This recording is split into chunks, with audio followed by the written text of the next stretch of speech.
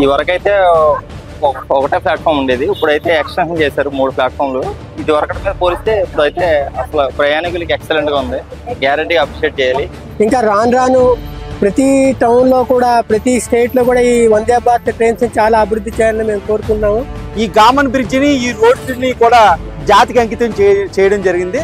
దీనివల్ల రాజమండ్రి నగరంలో ట్రాఫిక్ రద్దీ తగ్గడంతో పాటు అంతేకాకుండా ఈస్ట్ వెస్ట్ గోదావరిని అనుసంధానం చేస్తూ ఇంత చక్కటి బ్రిడ్జి ఏర్పాటు చేయడం వల్ల రోజుకి సుమారు 20,000 వాహనాలు వెళ్తున్నాయి. ఈ రాజమండ్రి నగరానికి కొత్త హంగులు సృష్టిస్తూ ఏర్పాటైనటువంటి ఈ ఎయిర్పోర్ట్ ఏర్పడిన తర్వాత గత 10 సంవత్సరాల క్రితం నరేంద్ర మోడీ గారు ప్రభుత్వం ఏర్పాటు వచ్చిన తర్వాత తొలి విడతగా ఈ ఎయిర్పోర్ట్కి 50 కోట్ల రూపాయలు శాంక్షన్ చేసి ఈ యొక్క ఎయిర్పోర్ట్ నిర్మాణాన్ని అదంతా ఎలివేషన్ కొత్త టెర్మినల్ నిర్మించడం జరిగింది. ఈ ఎయిర్పోర్ట్ని రాబోయే రోజుల్లో అంతర్జాతీయ స్థాయి ఎయిర్పోర్ట్గా రూపుదిద్దడానికి ప్రయత్నాలు ముమ్మరంగా జరుగుతున్నాయి. 10,000 మంది ప్రయాణికులు చేసేలాగా ప్రణాళికలు రూపొందిస్తున్నారు. ఇది రాష్ట్ర ప్రజలకే కాకుండా రాజమండ్రి నగర ప్రజానికానికి చాలా ఉపయుక్తం.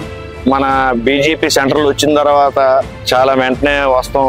నీరు శుభ్రత విషయంలో కానీ, నగర అభివృద్ధి విషయంలో కానీ, అలా గోదావరి తీరం కూడా చాలా అభివృద్ధి చేశారండి. మంచినీళ్ళు అందుబాటులో ప్రతి ఇంటికి కుళాయి తీసుకొస్తాం కూడా చాలా బాగా చేశారు. మన ఇతర దేశాలతో పోల్చుకుంటే మన ఇండియా విషయం కానీ అన్నింటిలో బీజేపీ వచ్చిన తర్వాత మంచి డెవలప్మెంట్ కనబడింది. ఇంకా ప్రజలకు ఇంకా దగ్గర అవ్వాలంటే ఆశిస్తున్నామండి. ప్రభుత్వం అయితే బీజేపీ రావాలి.